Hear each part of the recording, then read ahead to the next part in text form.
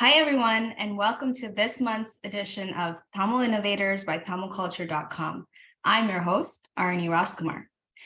It brings me great pleasure to welcome our guest today, the CIO or Chief Investment Officer of Children's Healthcare Atlanta, Mr. Muthu Muthiah. Hi, Muthu. Thanks for joining us. Hi, Arnie. Thanks for having me. Of course. Well, I could start off by introducing you to our viewers, but I think you'd be a little bit more interesting than me. So I'll ask you to introduce yourself to them. Yeah, okay. I'll keep it really high level, but as you said, I'm the Chief Investment Officer at Children's Healthcare of Atlanta. We're a pediatric healthcare system that serves the city and the state, and given how big we are, the region too. And I work on the team, obviously, that manages the endowment pool, which exists to kind of serve our mission. So we generate returns to push our mission forward, and our mission is to make kids better today and healthier tomorrow. And me personally, so I was born in India, in a really small town near Dindigul, which itself is a small town, but probably the biggest town was Madurai, near where I was born. And then when I was 3, we moved to Australia. And then when I was in middle school, we moved to Papua New Guinea, which were all great experiences. Papua New Guinea was amazing because there's a larger Tamil community than you would think. Wow. Yeah, it was weird. And then moved back to India for grade 11 and 12. I did undergrad in India, which I did in hospitality management. And then I worked in the hotel business in India for about 2 years and did not enjoy it at all. So I quit, which my parents weren't really happy about. Went home for about a year, traveled India, which was amazing. And then ended up applying for grad school here in the States and came out to the States about 24 years now ago. Nice. Yeah. Wow. So you've been kind of everywhere. A little bit everywhere, yeah. Which is really Yeah. funny because I always tell people, like, I've traveled so much, I guess, growing up, that the one core identity I have is being Tamil. I mean, because I didn't spend enough time in India to know the rest of India that well and things like that. So like what really traveled with me was the Tamil identity, which is nice. Amazing. And that's kind of what brought us together. I was chatting with Muthu before we started and telling him that, well, I work at a hedge fund, Anson Funds as well, Toronto and Canada based. And so when I was viewing a discussion, I realized that Muthu was Tamil, and we got the ball rolling there because we have quite a number of us in the industry where it's really hard to get everyone together and identify people. So I hope we're going to teach people some new things today. Yeah. Yeah. Okay, so I guess we'll start off by kind of asking you how you ended up in, you said you were in hotel management. So how did you kind of end up in, investing and the finance side? Yeah, I think I kind of stumbled into it, honestly. So, undergrad, I always think like an undergrad is like a reflection of your biases, and my biases are definitely people. And I thought, hospitality would be a way to kind of capitalize on that bias. And so, I didn't give it much more thought than that, I think, and just kind of ended up in that industry and then realized that, I didn't enjoy it as much. And then, came over to the States, wasn't quite sure actually what I wanted to do. And then kind of took an M&A class and really fell in love with investing and that side of things. So that was where my interest kind of sparked. And then I was really lucky because between my first and second year of grad school, I interned for the state of Florida's pension fund. And yeah, before that, I didn't know kind of managing money for nonprofits was even an option, as a career. And that really opened up my eyes. And I was like, well, isn't this cool? Like, you can do what you enjoy, but you can also do it for a great cause, supporting pensioners or universities or whatever that might be. And until then, I didn't really know. So I kind of stumbled into it. I remember I took that internship because it was private equity, which I was really interested in, and it paid a lot. So I was like, okay, that matters, yeah, as a poor international student. But it ended up being a great experience. And then I got rehired by the guy that I interned for, kind of, after I graduated, as a portfolio manager. So I kind of stumbled into it, but then, once I recognized that there was an option, it was one that I was really, really interested in. Oh, so you interned and then went straight into portfolio management right Yeah, after. so I interned and then I graduated. The guy that ended up hiring me back at the state of Florida was like, hey, you need to go and get some fundamental skills, and you can't be a great allocator if you don't know how to underwrite a company, which I absolutely believe. So I did like a short stint in investment banking for about a year, but Okay. it was a really small shop out on the West Coast. And then after the year, I came back straight into asset management. Yeah. Amazing. Yeah. Um, so I've seen the private world of investing, but I wonder or if you could tell us what the difference is or differences that you can see between investing in the public sector, I mean not public, but the nonprofit sector versus the private sector, and or one of the main differences, I guess that's what I'm asking. Yeah. Yeah, I think, probably the biggest difference is the investment horizon, right? I think, Mhm. within nonprofit organizations, most, if not all of them, are set up as perpetuities, at least in the endowment and the foundation world. So I think Right. just the horizon of, how long you have to steward the capital, I think could be different, than the private sector. And I think, what I've realized over time too is, because I spent a little bit of time, in the for-profit space too. And I think there's a lot more clarity, I think, on the nonprofit side in terms of what the goal is. And, the clarity for me comes around like, you're here to serve a mission, and there's just no, debating that. And there's a lot of clarity around what that means. Versus in the profit sector, there's also, I think, competing priorities, like, fees being one of those, and, asset gathering being one of those. And, I think on the nonprofit side, it's very clear, right? It's just, you serve the mission, and that's it. And at times that might mean that you make, decisions that, accrue to the mission, but might not accrue to your capital too, right? I think at the end of the day. So, Right. I could think of, like, for us, for example, like, we're a hospital system and we don't invest in tobacco, right? Mm, You right. could probably make an argument for, the returns case for tobacco or not, but we don't even bother because it goes against our mission. So, there's things that I guess you have to weigh against the mission a whole lot more, I think, too, in the nonprofit sector. Nice. That kind of is kind of surrounding the newest sort of buzz. I don't know if it's new anymore, but ESG, right? Everyone is all into ESG. And I mean, I'm sure in the nonprofit side, it was always, something that aligned with your missions. But one, is ESG really big for you guys? And two, do you think the rest of the world is basically frauding and just using ESG to attract all the allocators because it's the newest buzz? Yeah, I think there's always a little bit of that, right? I think there's, no matter what it is, there's a little bit of people trying to sell it, I think. But it feels like there's more traction this time around than I've seen in the past in my career too. And I think maybe a lot of that comes from the fact that we don't have the luxury to wait any longer. I think, we've probably all been reading the news about already cracking 1.5 degrees or thereabouts on global warming. So I think the urgency is there this time, which is giving it a lot more traction than I think it used to have. And for us, it's really a part of how we think about the world. So, given we have infinite duration capital, we want to invest in things that have long duration, and we just think at the end of the day, you don't have long duration if you have a net negative impact on society and the world, right? So, Mhm. if you really want to be a company that's around 30, 40 years, we do think you have to be, you have to practice ESG, you have to be sustainable, or else the duration just doesn't come there.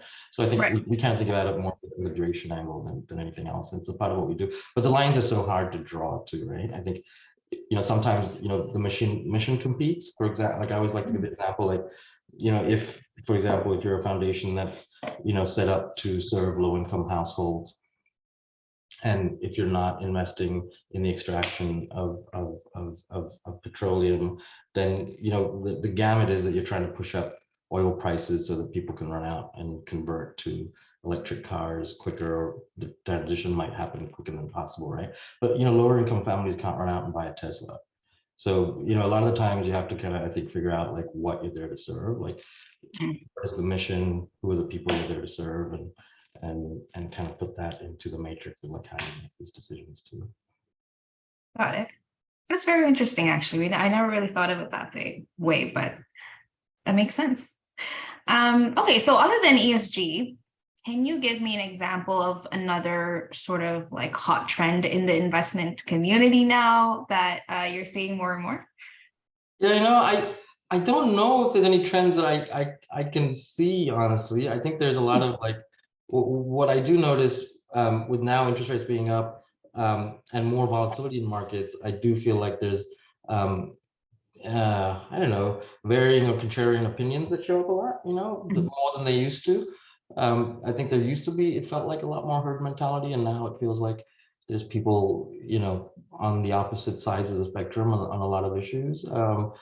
China, for example, right? Like I think, 4 or 5 years ago, there was a consensus around it. And now there's, I think, split opinions on kind of, what the outcome might be, in the long term. So I don't know if there's any trends I can notice, but I guess one thing I notice is that I do speak more to people that have varying opinions now than I used to, Mhm.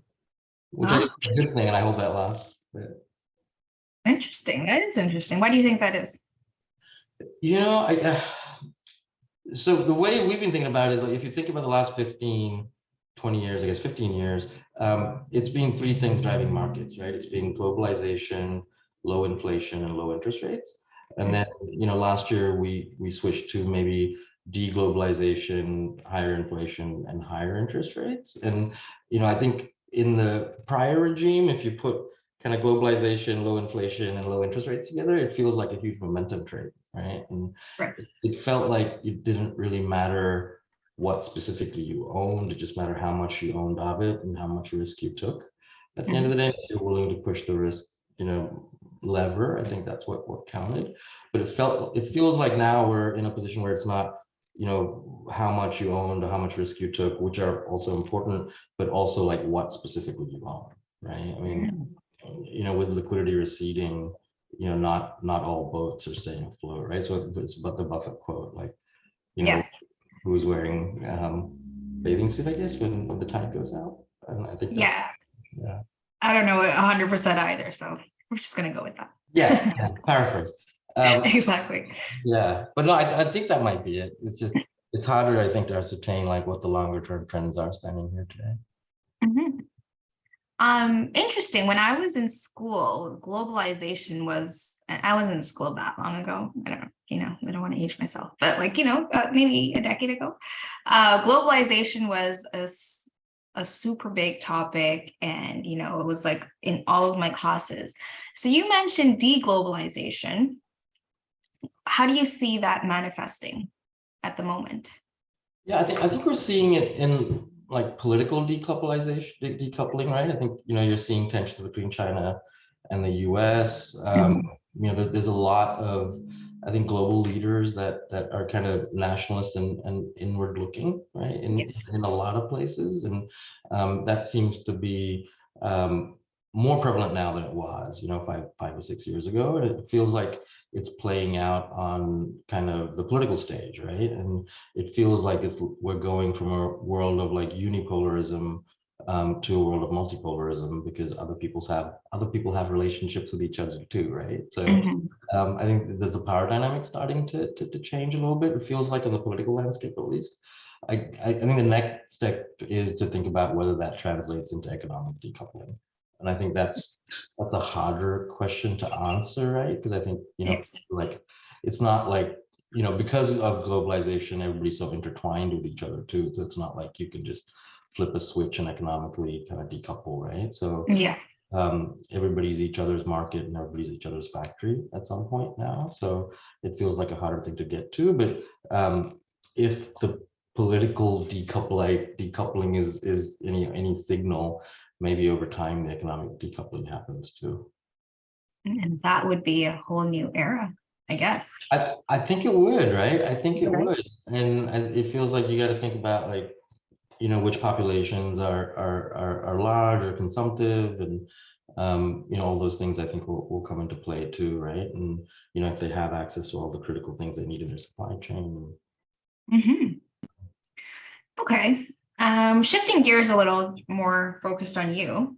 Were you always involved with nonprofit and giving back and things of that sort? Or is this just something that as you got into the career, you thought, okay, like this is where I want to be? Yeah, I was getting into the career, Nice. kind of just realizing that I like what I do. Like, so Mhm. I tell people my goal in life is to do something meaningful with people I love. And, I felt like I found that pretty early on with working for nonprofits, because a lot of people around the table are also very mission aligned. And so, yeah, so it was something that evolved, but it was something that, like, after a year or two of me doing it, I'm like, I really like this. And I really like the people that I do it with. Awesome.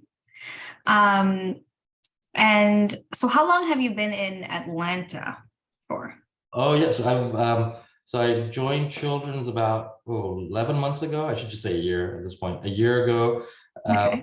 And then prior to that, I actually lived in Atlanta. So I worked for Emory University. And then there's a 3-year stint where I moved to Seattle. So I was in Seattle for 3 years and I moved back to Atlanta, like, yeah, about a year ago. You are always moving, seems. It's a problem. Yeah. Why is that? You need to just have new experiences and keep it going, or? It's a really good question. I think I've always found opportunities that were interesting that I wanted to tackle, which got me moving. Yes. And this last move was really hard for me because I love the people that I work with in Seattle, and I think it was one of those things where I just wanted to move back somewhere.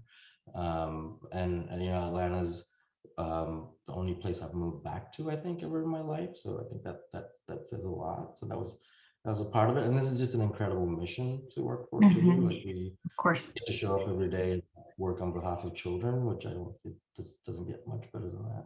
Oh, of course. It sounds glorious. Um, nice. So I wanted to see if you were to give a young professional listening to this right now, and they're kind of just starting their career, they're thinking maybe portfolio management, maybe I can be an analyst. What is some advice that you could give them on how to get started? Yeah, maybe I'll go back a little bit more and just think about, like, what to do in life in general, which I think is like Yeah. a really hard thing to think about. And also, I feel like I crossed that chasm having, like, changed a career, but Mhm.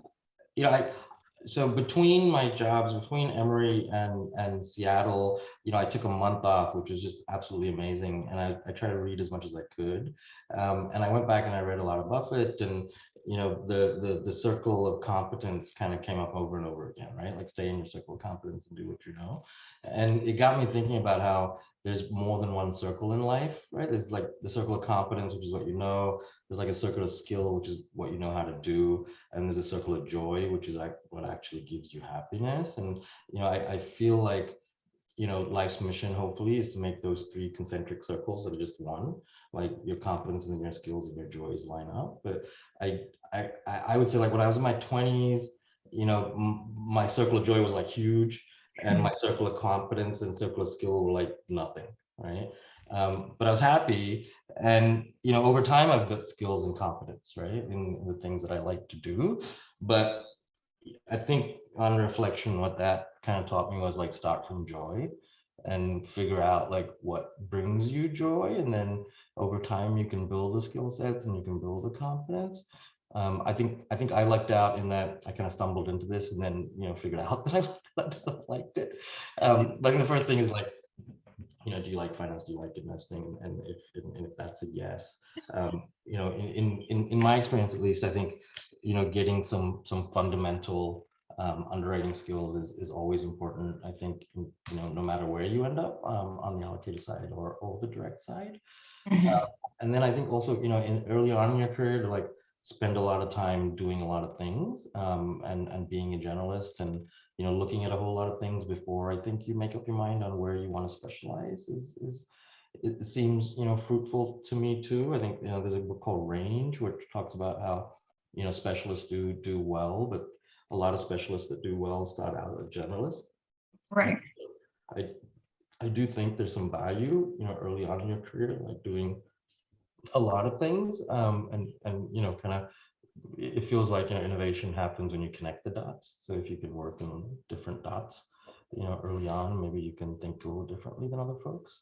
And I think it's just, and then it's all luck, right? And I hate to say this though, like right place, right time.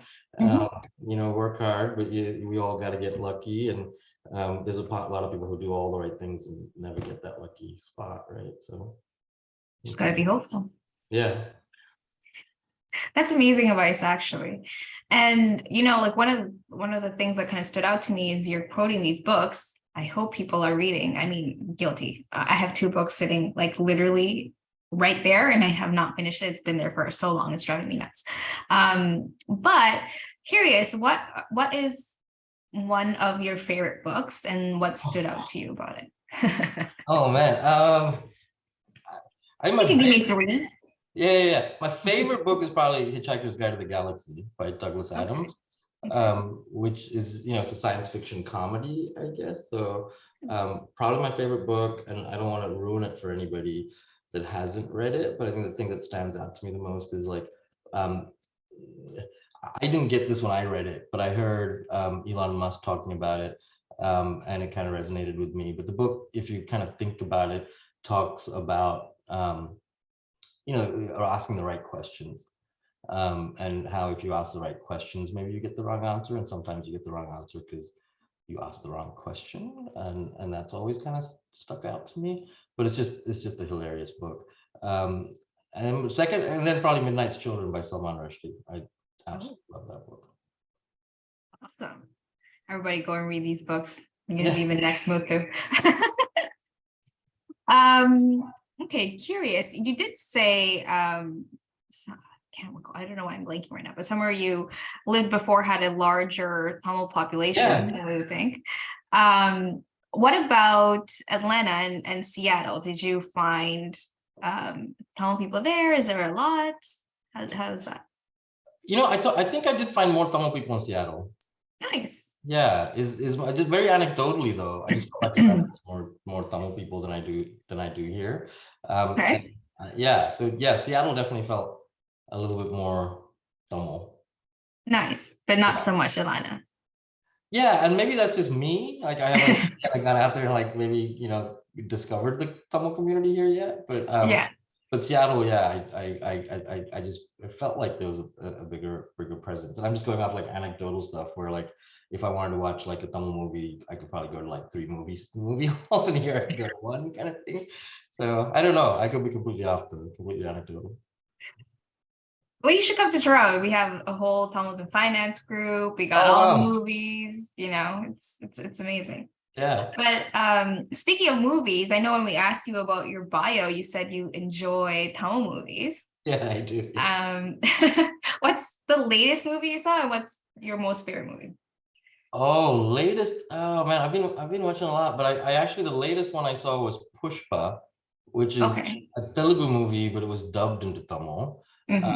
And then I also rewatched Ponniyin Selvan 1. Okay, you didn't watch 2 yet. I'm gonna go watch 2, so I watched 1 again just to remind myself. All-time favorite movies probably is too many, but I like most of Mani Ratnam's movies. I think like Money Nayak. Movies.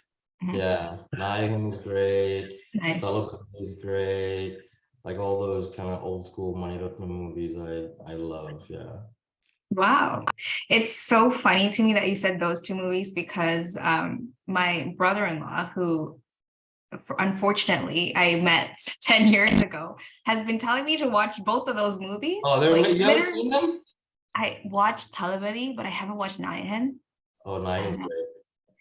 I don't know. I should. I don't know why I haven't, but I should. Nayan, I heard, is good. I read like the plot and everything. I just need to get into the mindset. Seems pretty serious. Yeah, Nayan is a fantastic movie. And Talabadi is great too. Yeah, it was entertaining, but yeah, it's entertaining for sure. Yeah, it's got Rajni in it. So true. Okay, that's my homework. Read the 2 books and watch Nayan. Okay, maybe to wrap up, I'll ask you to tell us something about yourself that people will find surprising. It could be about your career, it could be about your personal life, something that's... Yeah, so my brother, I have an elder brother who's like the nicest person in the world, and his name is also Muthu. Oh, wow. So we both have the same name. So your parents literally named you both Muthu, or is there like a extended? Yeah, there's an extent. So Okay. so my name is Muthu Karuppan, Okay. and my brother's name is Muthu Annamalai.